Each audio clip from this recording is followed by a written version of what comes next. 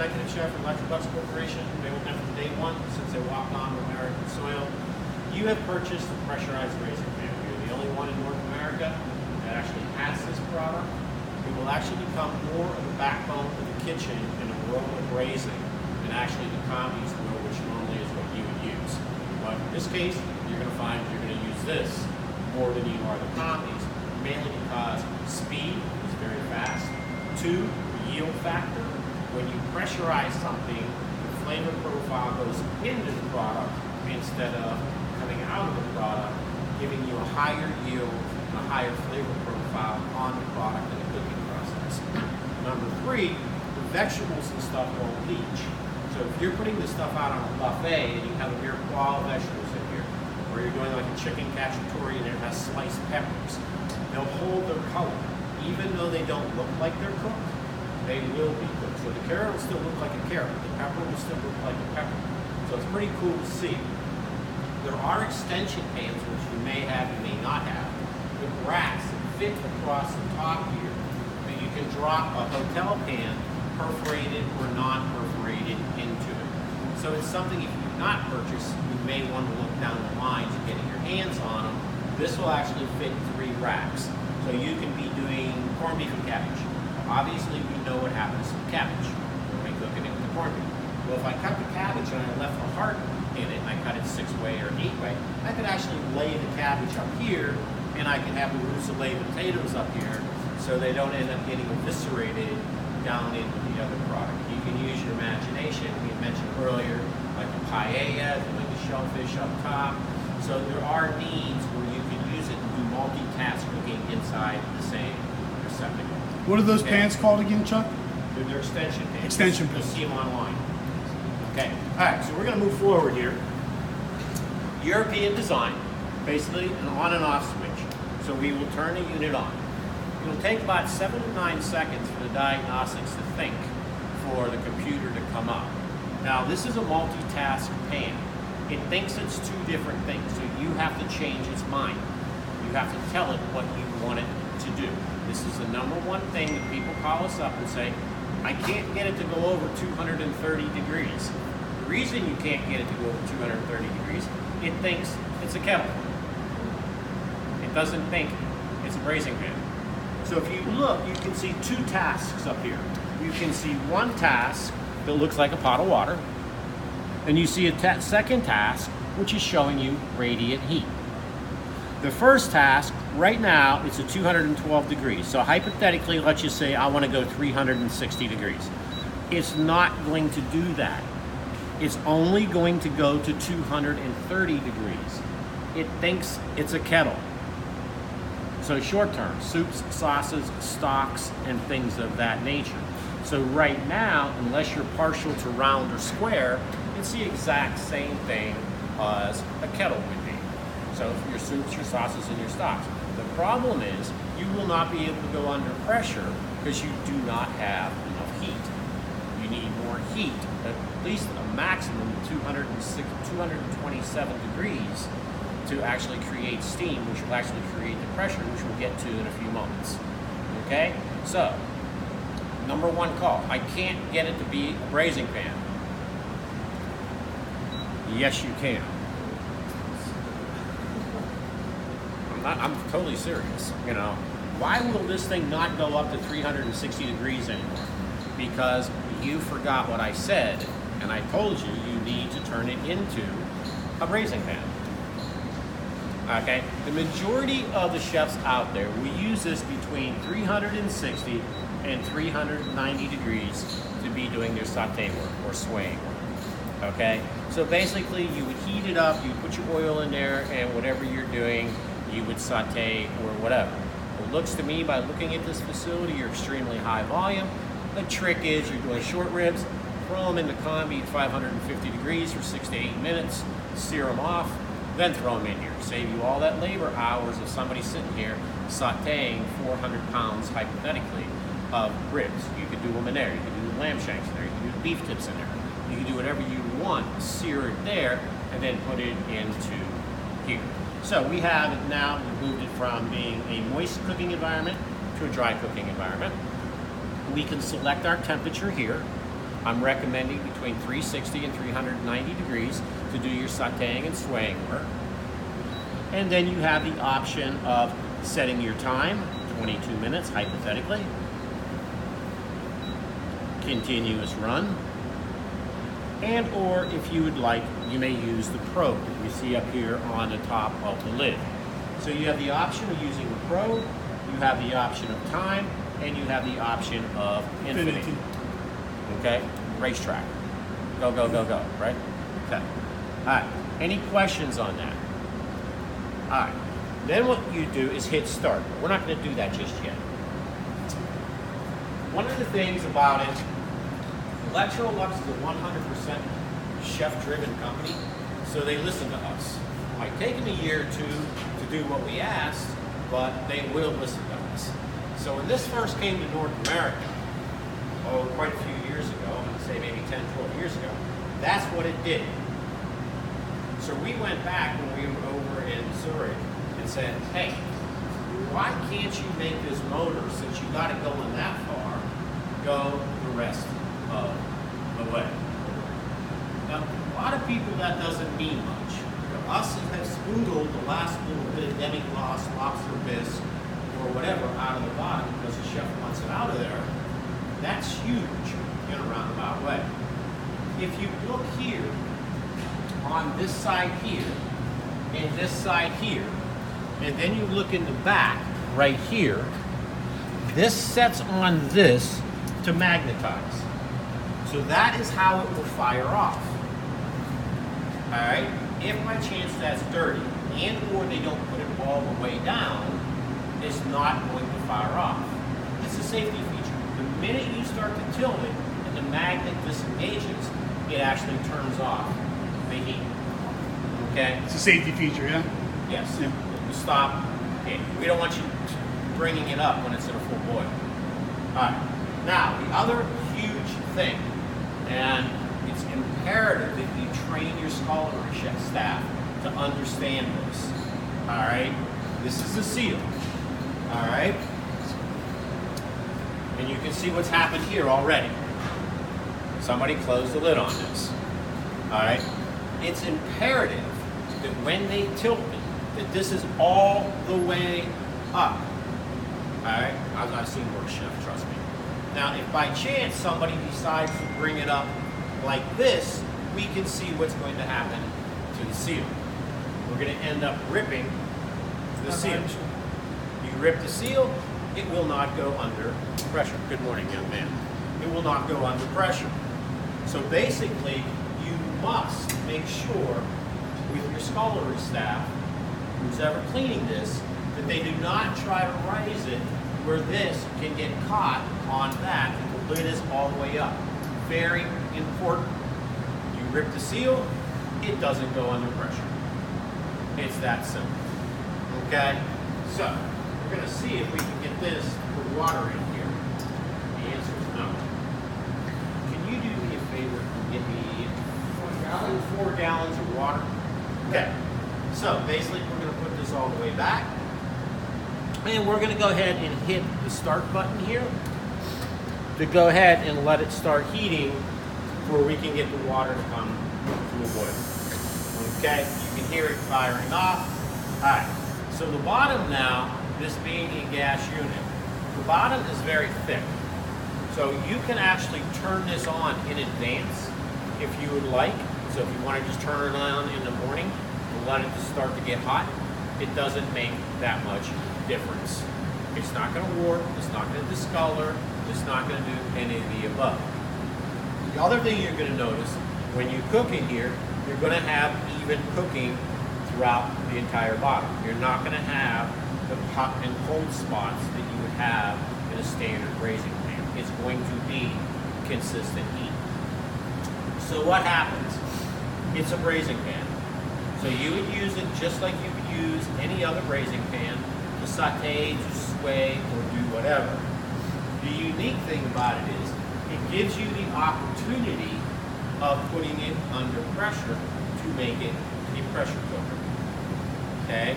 Now, what will happen, this is huge for what you do. I do rice in here in 7 minutes. discuss that in a minute. Yeah, I know. No, this is will blow you away.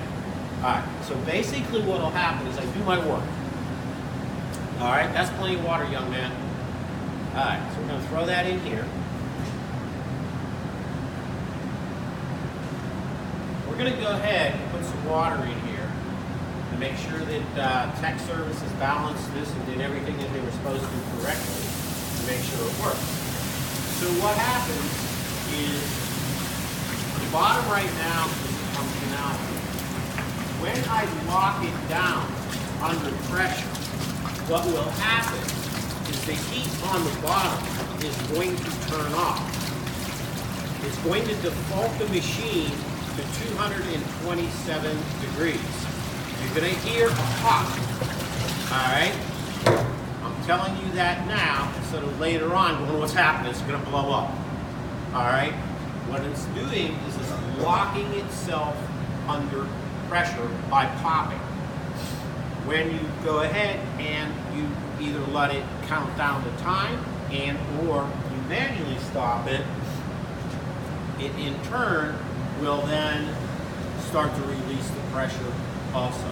So basically the bottom, we need steam to create pressure. Once it defaults to the 227, the bottom will turn off and the Aviance probes in the side will take over. So we'll not be getting bottom heat anymore. The heat will be generated throughout the entire cabin. So basically, you let it come up to steam. Once it's at a boil, we in turn lock it down. We set it, we're going to set it for 2 minutes where you can actually physically watch this happen. It will automatically jump over, if you have it at 360, 390, whatever temperature you have it at, it will automatically default by itself to the 227. You'll hear the pop, and then it will start counting down the designated amount of time that you have requested. Once it's completed the time and the temperature that you've set on the probe, it will beep. It will automatically release the pressure, choice 1. Choice 2, you can manually release the pressure. Obviously, based on density of product, will be the amount of time it takes to come up, and density of product, the amount of time, obviously, it's going to take the pressure to release because of residual heat inside the cabin. Okay. Some numbers, if you want to write these down. Let's talk about rice because you came down to this, all right? Rice likes to stick. That's our biggest problem with rice. So what I will do, I'll just go ahead, so I want it to come to a boil a little quicker. I'll just, like putting the lid on a pot, basically what I just did. I will let the water, or whatever flavor profile you selected, to come to a boil first. I'll dump my 200 pounds of rice in here. Preferably a plastic spatula, not a metal spatula. You don't want to tear the bottom up and nick it up. If you nick it up, obviously it's going to create a stick at a later date. So they make a rubber one that will rubber tempered on a big handle. You stir it. Right. It should be. If not, just talk to the builders. Okay.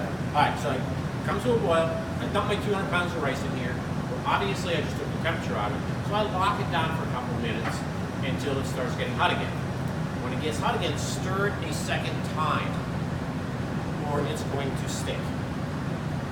Then lock it down once it comes up to a steam the second time, and set it for 7 to 9 minutes.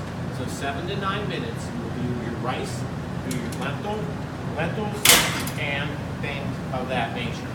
Okay? You can see we're in a boil. Alright? So now let's say you want to do small joint meats. Let's say you want to do Ingwe chicken. You want to do chicken pieces, random chicken breasts. You want to do Swiss steak. You want to do a half decent quality beef tip. Things of that nature that are smaller joint meats. I'm directing this to you because I think a lot of this is going to be your work. Alright? Those usually take about 18 to 22 minutes under pressure. Okay? Not full cooking time, but under pressure Chuck, I'm assuming, I mean, your company's really organized, that there's some kind of reference guide for the things you're saying now with recipe. Yeah, it's all on YouTube. You'll find everything. Corey's done a great job. Corey Siegel, the Olympic chef. Okay, thanks. Okay, Corey works for us. All right. So basically, in turn, that's the 18 to 22. If you do a short ribs, you're doing ossobuco, you're doing lamb shank, medium to larger joint meats type items. All right. I would sear them off in there and then put them in here instead of sitting here manually searing them off, which is kind of a waste of time. I would go over there, sear them, and dump them in here, especially if I'm doing 400 or 500 pounds. Then I would add my products to it and get it rocking along. Those items that are medium-sized joint meats usually take 50 minutes to an hour and 10. So 7 to 9 on your lentils and your rices, 18 to 22 on your smaller joint meats, 50 to an hour and 10 minutes on your larger joint meats. That would also fall into the category of your beans. So if you're doing black beans or things of that nature, what you can do is you don't have to soak the beans overnight. Basically, you just take the beans, wash them, throw them in here. I do a 6-to-1 ratio when I put them in here. The problem with the bean that will happen is you'll find the top will dry out, it'll oxidize. So if you go a higher ratio of H2O or whatever flavor profile you added, you can just take it out with a china cap. Now, a cute trick I saw in doing black beans in Florida State is the chef did a 6-to-1 ratio. Ladled out with a china cap, 75% of it. Took it through smoked ham and onions and celery, burr mixed it, then threw in smoked ham and onions and stuff into it, closed it back up for a few more minutes and opened it up and turned around and sold it as black bean soup. I was like, that's a pretty good way to use leftover water and turn around and sell it the second time. I thought that was a pretty cool trick. Okay, moving to your carnitas, maybe a 0.75 or 1.25 chunk piece and things of that nature. You're probably looking at more like an hour and 20 minutes. Corned beef, probably about an hour and 20 minutes. The larger joint meats, you're looking, instead of 4 or 5 hours, you're looking at about an hour and 20 minutes. Now, kind of a funny joke. On doing corned beef and cabbages, one item I do in Charlotte a lot is I can use the extension racks to show the cabbage and the potatoes on the top. So I used to put in 200, 300 pounds of corned beef in here. And I would say to people, okay, you have to open it up because the poor guy here is not getting the same pressure as everybody else, and you got to flip-flop them around. And Chef Mike DeJarian standing there, who's a friend of mine, looks at me and goes, why don't you shingle it? I was like, because I never thought about it. So we shingled them, and we didn't have to open it up and rotate it. Something that simple, but it's just something that you never thought about. I mean, culinary, well, we'll just throw everything in there, right? Well, if you shingle them, it works out just fine. The only thing I've ever seen take, well, in a casino in New York, they were using, I think it was cow meat because it was purple, but they were using a beef shoulder. I think it was Betsy, who wouldn't give milk anymore, shoulder. And they were using it on the Blue Hair buffet, and that took like 2 hours to get tender. And then the other one I saw when I was in Mexico was goat bellies, stuffed goat bellies. They took like 3-4 hours to do a whole goat belly. But pretty much so everything is an hour. I don't think we'll be selling much goat belly here, Chuck. I would be surprised if you got them. Okay, so we are at a boil now. All right. What I was trying to make an example of, Chef, is the fact that anything over an hour and 20 minutes, I would be surprised. The trap. You know, it would be, you're going to eviscerate it. All right. You know, now you could flip fry the carnita in here in oil and close it up with the oil, but it's not recommended to do pressurized fried chicken as we were asked before. The issue is this does not have a fat recovery time like a deep fryer does. So we have tried frying experimentally in Charlotte with it, but once you put the chicken in it, the recovery time, the chicken's going to end up soggy. So it's not really a deep fryer. We're supposed to tell you you're not supposed to deep fry in it, but if your deep fryers go down, we know what the real world is going to do. All right, so we have a lockdown system. It's a 3-step lockdown system. All right, this handle here locks the teeth in place. Let me move my hand before you show. Will lock the teeth in place. Hopefully tech services did this correctly. All right, we're gonna find out. All right, this is not a toy, okay? So you might wanna talk to him, especially when it's under pressure. This is not the easiest thing to close and to open. You gotta put some pressure on it, you gotta put some weight on it. You're talking about 8.2 pounds of pressure per cubic inch inside of here. That's a lot of pressure. All right, so first thing we're gonna do is we're gonna close, come on baby, the teeth, okay? We're gonna reset this for 2 minutes. We wait until we see aggressive steam. All right, first we had to have the steam to create the pressure, which is basically pushing the oxygen out, creating the pressure inside of here. We're gonna close this one second.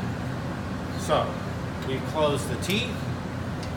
Now we have closed the seal shaft that goes down through the center that holds the seal in place. It's important that you follow the 1-2 protocol. And or you can sit and try to read this, best of luck to you, or you can listen to me. And by the way, it's in multiple languages. If your language is not here, you can go to YouTube. But it was sadly the same thing. So we locked the teeth into place, we locked the seal into place. We waited till we've seen aggressive steam coming out of the top. Now, we close it up. It's no different than any other pressure cooker that you've used before, your mother used, your grandmother used, whoever. The little red thing is going to pop up. Boom. The little red thing just popped up. So now what it's going to do is it's going to think a little bit here. And if you want to stop the video until, well, you might want to hear the pop. All right. So basically what's going to happen is it's going to pop. If they've set it up correctly, this will default to 227 degrees and then start counting down the elected amount of time that you have selected. In this case, we've selected 2 minutes because I don't want to stand here for 20 minutes and I'll run out of things to talk about. So we're just going to go with 2 minutes, all right? And you can see it's starting to build up pressure. Now, based on volume and capacity of product that you have in here, this is set at 8.2 pounds of pressure per cubic inch. If by chance it builds up more than 8.2 pounds of pressure per cubic inch, it will blow off, okay, on its own. First time it blows off, and second time it blows off, you're going to think the world's coming to an end. All right, because when it blows off, it does do exactly, and sometimes louder. So it will blow off whatever additional pressure may be built up inside there. Just like a tea kettle. Exactly. Exactly. It will blow off whatever is in there pressure-wise by itself. Okay? I didn't hear it pop, but that's okay. Today it didn't pop. Some days I guess it will. Maybe it's because it didn't like me today. But if you can see, it was set at 360 degrees, as we saw before. All right. Now what has happened is it set itself under pressure without my pop today. And in turn, it has defaulted to the 227 that we had discussed. Hear it? That's some pressure in there right now. Now it's really serious. Now it has a lot of pressure. All right. So what's happening, and you missed this part, Chef, so we'll explain to you. What's happening is whatever flavor profile you have put in there is leaching in instead of leaching out. So basically, whatever flavor you put in there, you're going to have a better flavored product, juicier product, and a higher yield. on the product because you're going to lose the shrinkage on the product. Plus, it's very, very fast. And as I said before you came down, if you had vegetables in here and a medley of vegetables, they don't leach as bad. So you can still use them for color. A lot of times chefs will saute something and put it over top or whatever it is on the buffet just because they want the peppers or whatever it is to make the product look a little bit nicer. So we should be counting down. We're down to 1 minute. Now, it is going to, they never hooked it up. Okay. Put in your notes, they need to hook the drain up. And I'll tell that gentleman too. The drain's not hooked up in the back. Okay? All right, you can see we've counted down to 2 minutes. And it's beeping. And it's done. So, it will release by itself. Which it's doing right now. All right? So you don't have to be terribly concerned about it. If you can look back here,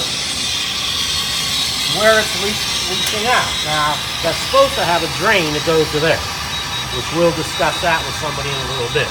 But that's where it's leaching out right now. So it's releasing its own pressure. So let's jump back up here.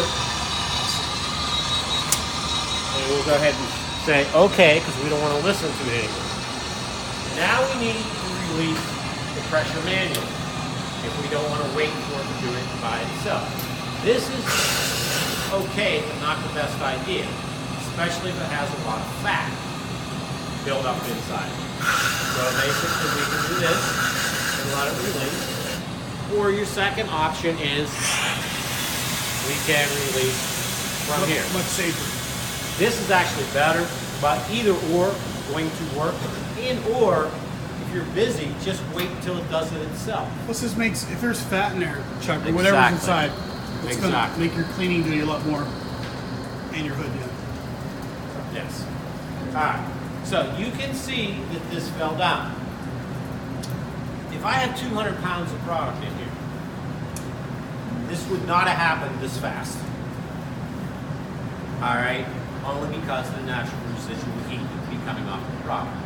It'll take a longer period of time to do. But all we have in here right now is 2 inches of water. All right, so basically we open this up. If it's still aggressive, wait a little bit longer. Because guys like this that lift weights, he's going to rip my handle off trying to get this thing open. All right, which we don't want to happen.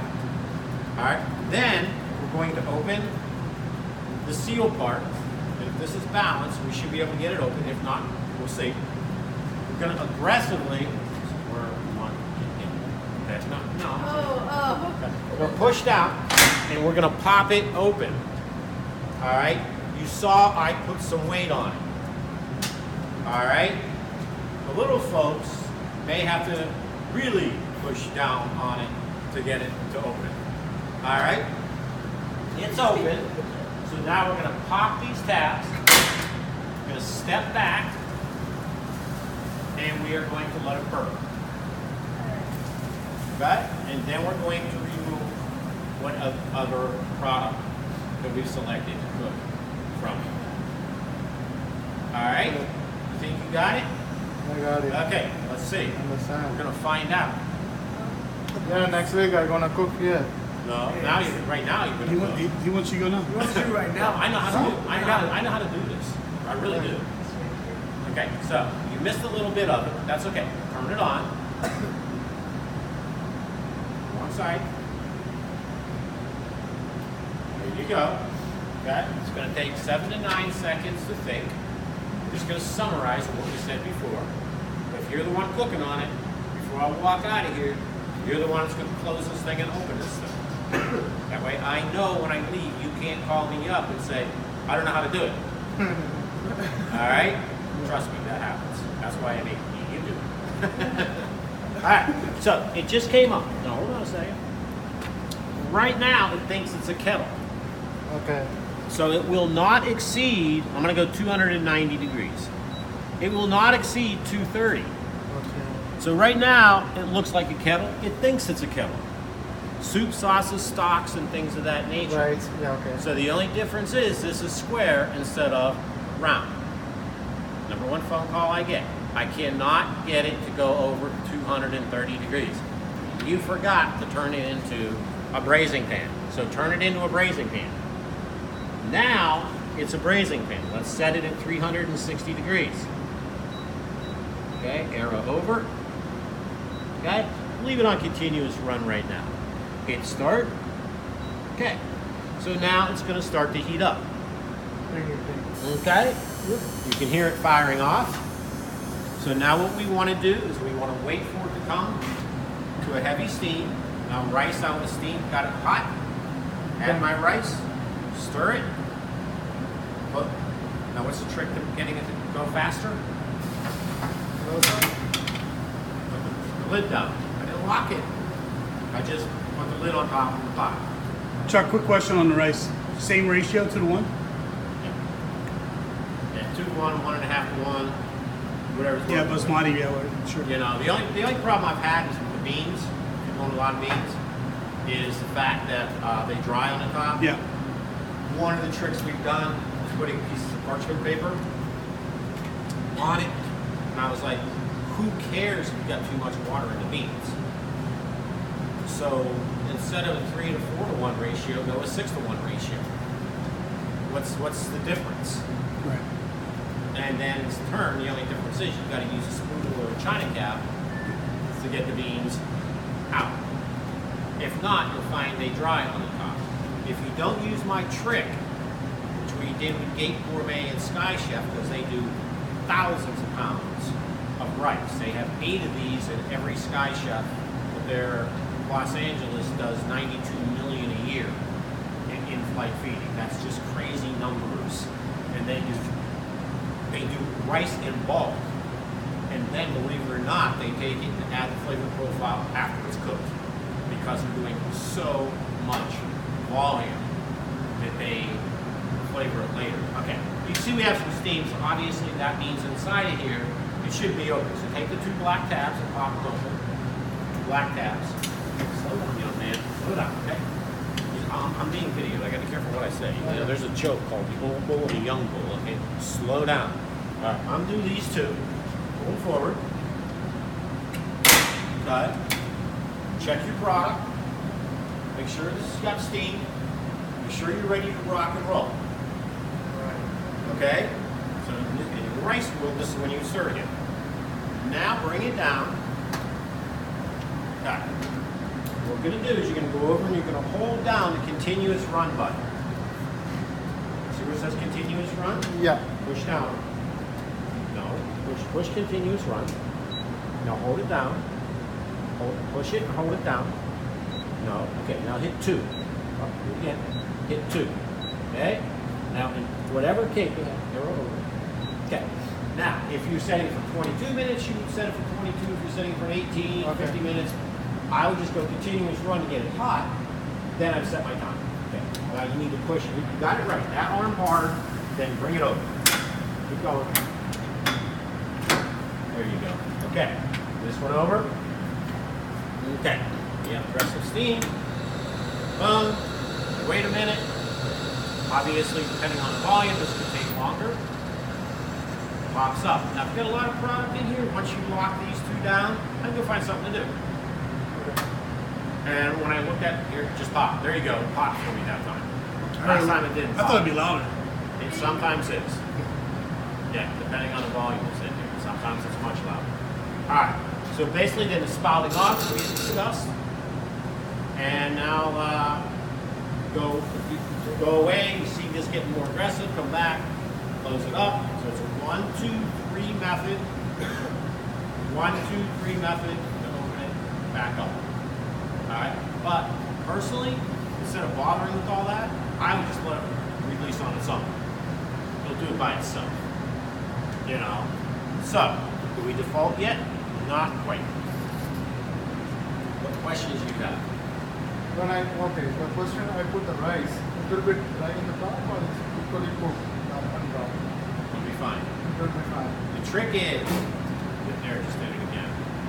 The trick is the rice will stick. So we played with it. Now, sushi rice, we have not figured out. Because sushi rice just mats, and the steam can't get through the mat. It goes around the outside.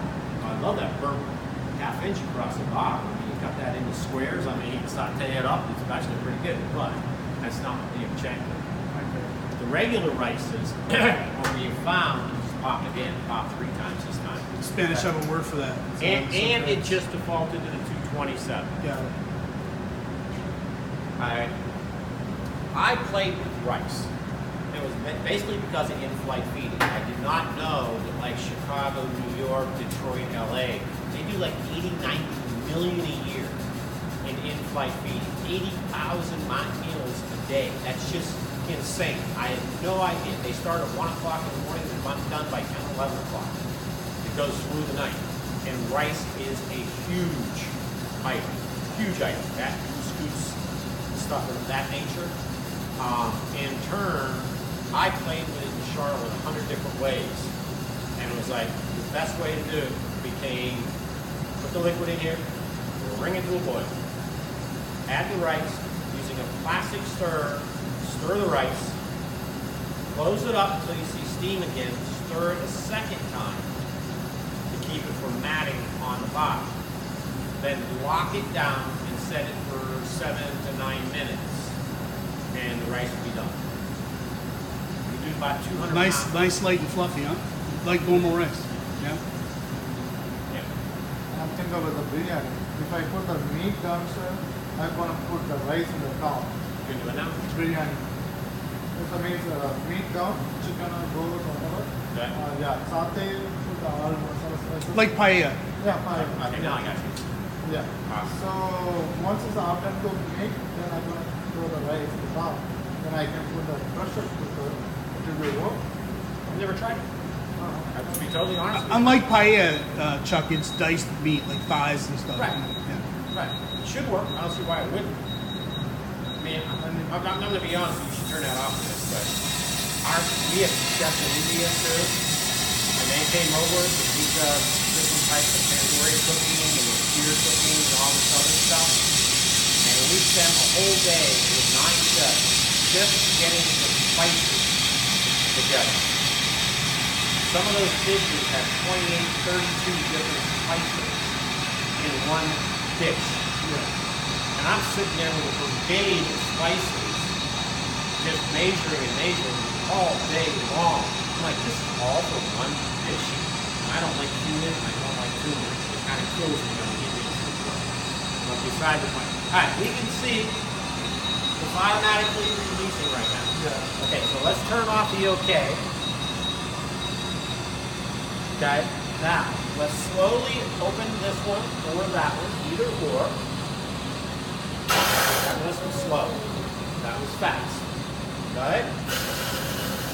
Okay. That's choice 1, the fat, and choice 2.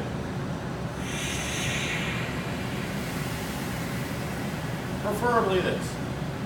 But we saw what happened. Yeah. And if something in there right now had a very high fat content. Why do you say preferably that one? This one, the shaft is very aggressive, and the fat will go down through the drain. You better just let it release by itself. This is the best way to do it. Just let it do it by itself. Just let it go. Yeah. Yeah, Just until let it- it'll do it by itself. You heard it releasing. Yeah. It'll do it by itself. Yeah. Okay, now we open that. If it was spitting a lot, we'd wait some more. All right. If this is aggressive, in turn, we're going to wait. Okay. If this is hard to open, we're going to wait. Don't get this big guy over here to rip the arm off of the front of this thing, which I've seen happen. All right, now you're going to put some serious weight on this, and you're going to pop that over. Okay, step back, and pull the catch, just step yourself personally back. Same time. That's it. Open this. Okay, you didn't put enough pressure. Oh. But hold on. Okay, put some pressure on it. Okay, you heard the teeth go over? I have it. Okay? You want to it for you, sorry. That's okay. Okay? got the general idea how it works. Yeah. Questions?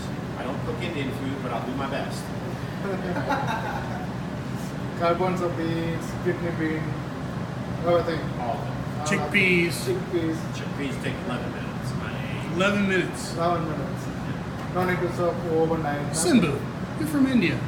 Your mother, your grandmother, they all have pressure cooker at home, right? Come on. My wife's Colombian. Tons of stuff. Tons I of cook. stuff. All the time. Okay. All the Same thing. oxtail, all the chicken. Nothing.